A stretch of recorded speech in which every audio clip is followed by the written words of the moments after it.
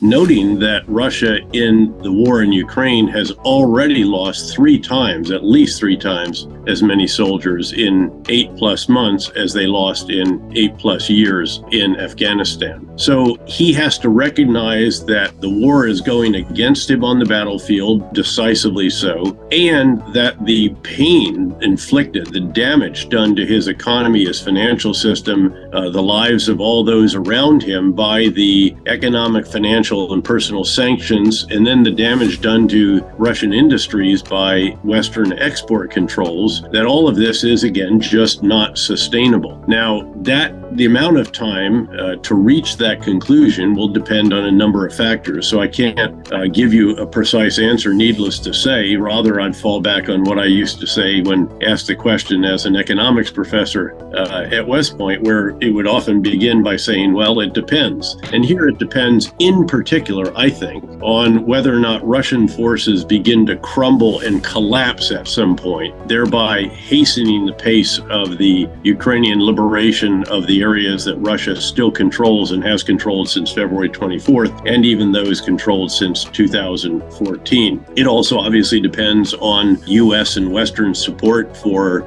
Ukrainian military capabilities and for their economy, just to keep it afloat, and a variety of other factors that will all come together. Ultimately, as you noted, Ukraine will desperately need reconstruction assistance, modern-day Marshall Plan, but the key to that will be another element that will be required, and that will be a U.S. and or Western or NATO security guarantee that ensures that Russia never thinks of doing this again. Then and only then, I think, when you put all that together, might there be what there should be, which is a negotiated resolution, so that you don't have the kind of frozen conflict that has plagued Ukraine ever since the Russian occupation of Crimea in 2014, and also the separatists' control of portions of Donetsk and Luhansk oblasts in southeastern Ukraine. So that sketches this out. Now, if you really ask me, how long does it take? Again, I think months, years, depending really, I think, on whether or not,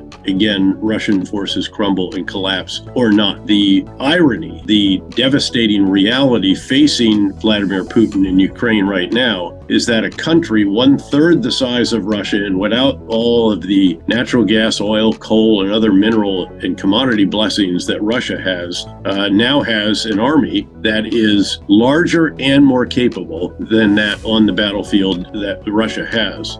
So the Ukrainians are going to continue gradually to retake their country, sometimes more rapidly, sometimes less so. Weather will intrude on this. They're going to keep the pressure on during the winter without question. The determining factor will be whether or not the ground is frozen sufficiently hard so that tanks can go off-road or not, without which they will get mired even though they're tracked vehicles. And there will be other factors as well, just the severity of the winter in a variety of different ways. But they're going to keep the pressure on to the extent that they can. And the progress, again, in many respects, will depend on, again, how well Russia is able to at least just send replacements, noting that their mobilization process has been positively shambolic, and what it has produced charitably is cannon fodder, not well-equipped, well-trained, well-organized, and cohesive units, which is what Ukraine, by and large, has been developing. Ukraine has vastly better than Russia pursued total mobilization, completely out-recruiting, out-training, out-equipping, out-organizing, and now out-employing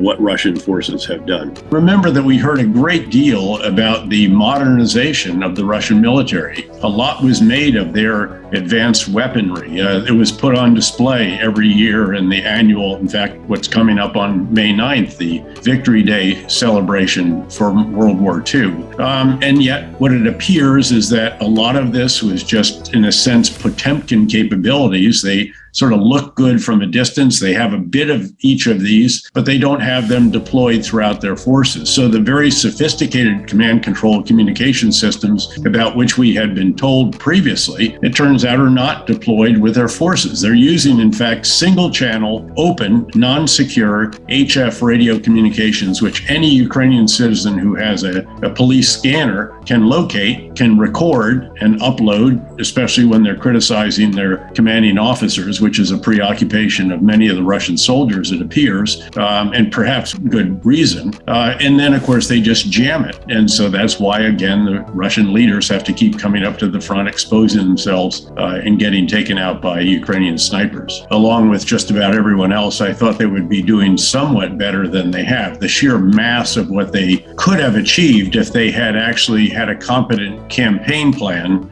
would have been considerable. The fact is, though, that for starters, they did not have a competent campaign plan. They attacked in 5 or 6 different locations. Their logistics proved absolutely abysmal. The level of training of their soldiers and their junior leaders is clearly inadequate. Their communication systems have broken down, so general officers have to go up to the front, get out of their vehicles to find out what's going on, and they get shot by snipers. Just the sheer readiness of the force has proved to be very substandard. It's not obvious to me what they were doing during those months of maneuvers in Russia and in Belarus on Ukraine's border. Remember, they were out there for many, many months, supposedly training. Just across the board, they have underachieved in virtually every conceivable area, with the possible exception of just the ability to carry out destructive, often indiscriminate attacks by missiles, rockets, bombs, and artillery and mortars. Well, I think it is a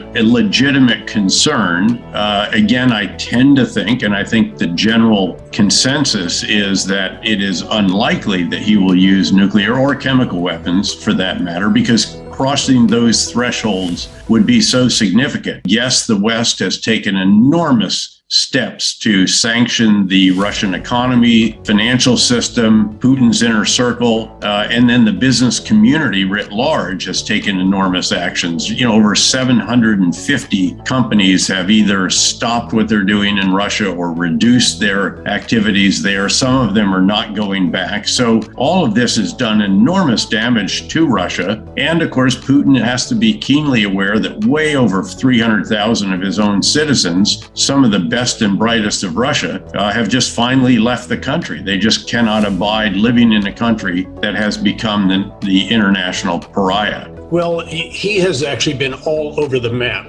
He is obviously completely miscalculated from the very beginning. He has reacted as Ukraine has seized the strategic initiative as it launched counteroffensives, first won the battles of Kyiv and other northern cities, of Kharkiv, retook part of the area that is to the west of the Dnipro River down in the south, and launched a very impressive counteroffensive in the east. He's tried everything he can that would be domestically palatable, mobilize additional forces. It's not going well.